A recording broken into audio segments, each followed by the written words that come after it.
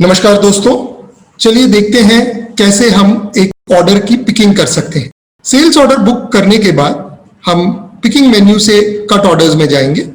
Cut orders में जो भी पेंडिंग ऑर्डर्स हैं उस दिन के, उसे हम सर्च कर सकते हैं। सर्च करने पे जितने ऑर्डर्स कटिंग के लिए पेंडिंग है वो हमें दिखते हैं, जिन्हें हम यहाँ से प्रिंट कर सकते हैं। प्रिंट करने पे हमें उस ऑर्डर के अगेंस्ट जो पीस यूज करना हो वो पीस एवं उसकी रैक लोकेशन दोनों सिस्टम सजेस्ट कर देता है। इसीलिए हम इसे सिस्टम सजेस्टेड पीस बोलते हैं। ये सिस्टम सजेस्टेड पीस आप प्रिंट कर सकते हैं। मैं अभी आपके लिए पीडीएफ में इसे प्रिंट कर रहा हूं और उसके बाद इस शीट को लेके आपका वर्कर जाके ये पीसेस को वेयरहाउस से निकालेगा। वेयरहाउस में सर्च करते समय उसके लिए रैक नंबर एक मेजर इंडिकेटर रहेगा कि वो पीस कहां रखा है और उस रैक में वो उस पीसेस को निकालेगा। पीसेस निकालने के बाद वो लाके कटिंग स्टेशन पे ये छोड़ देगा, जहां पे कटिंग वाला यूजर अपने स्क्रीन पे जाएगा और वो इस पीस को स्कैन करेगा। पीस स्कैन करने पे उस पीस में से कितने कट्स होने हैं ये यूजर को समझ में आ जाता है। यहाँ पे 2 कट्स हैं, हम लेटेस्ट ऑर्डर लेंगे और इसको कट बोलेंगे। ये कट होते ही एक बारकोड स्टिकर निकल जाता है और एक स्टैकर नंबर आ जाता है जो स्टिकर के ऊपर पेस्टेड रहेगा। वर्कर को कटा हुआ फैब्रिक उस स्टैकर पे ले जाके रखना है।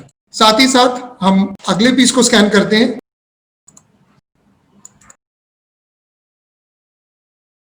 अगला पीस स्कैन करने पे उससे कटने वाले फैब्रिक्स हमारे सामने आ जाते हैं। हमने इसे वापस सेलेक्ट किया और उसे कट किया।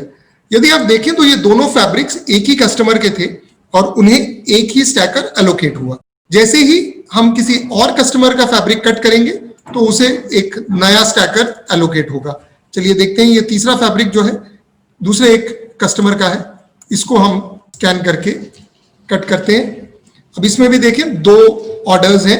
हमने लेटेस्ट ऑर्डर लिया और इसे कट किया और ये कट करते ही आपका स्टिकर निकला और इसे नया स्टैकर मिल गया। अभी फैब्रिक कटिंग के बाद अगला स्टेप आता है इनवॉइस जनरेशन।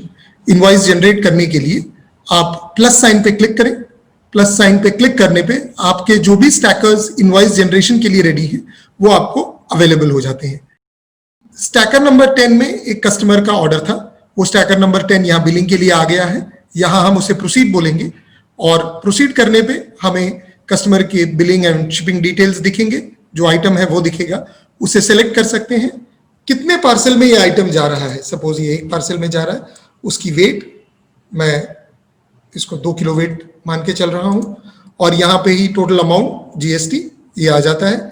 यहाँ मैं जनरेट इनवॉइस कर रहा हूँ। जनरेट इनवॉइस करते ही ये पार्सल जनरेट हो गया है और इनवॉइस जनरेट हो गया है। ये इनवॉइस इसी वक्त कस्टमर को ईमेल भी हो जाता है। अब देखिए कि एक स्टैकर था, स्टैकर नंबर 6, जो अभी हमें इनवॉइसिंग के लिए नहीं दिख रहा है। इसका रीजन ये होता है कि अगर कस्टमर का कोई भी ऑर्डर पेंडिंग हो तो उसके कटे हुए ऑर्डर ऑटोमेटिकली बिलिंग को नहीं आते हैं, उन्हें हमें बिलिंग के लिए पुश करना पड़ता है। ये इसके लिए है ताकि कस्टमर के अनवांटेड एक्स्ट्रा इनवॉइसेस ना बने। यदि आपको लगता है कि एक कस्टमर के 5 आइटम्स हैं, एक आइटम आज शिप नहीं हो सकता और फिर भी आपको उसको बाकी आइटम्स बिल करने हैं, तो आप पिकिंग मेन्यू में जाएं, स्टैकर्स में जाके उस करेक्ट स्टैकर नंबर को सर्च करें। सर्च करने पे आप वो स्टैकर नंबर देख सकते हैं। इसको क्लिक करने पे बाद आप यहां से पुश टू इनवॉइसिंग कर सकते हैं। पुश करने पे आपका जो आइटम है उसको आप सेलेक्ट कर सकते हैं और इसको इनवॉइसिंग के लिए पुश कर सकते हैं। पुश होने के बाद ये आपको यहाँ इनवॉइसिंग के लिए अवेलेबल होगा। जैसा हमने पहले देखा, प्रोसीड करें क्योंकि इस कस्टमर के कई ऑर्डर्स थे। हम सारे ऑर्डर्स को, जो लेटेस्ट ऑर्डर्स हैं, हम सारे ऑर्डर्स को लेके आते हैं, इन्हें हम बिल कर देते हैं और ये कस्टमर का इनवॉइस जनरेट हो गया है। इनवॉइस जनरेट होते ही हम उसका प्रिंट निकाल सकते हैं। साथ ही साथ अगर आप चाहें तो उसके ईमेल को भी रिसीव कर सकते हैं। है ना आसान?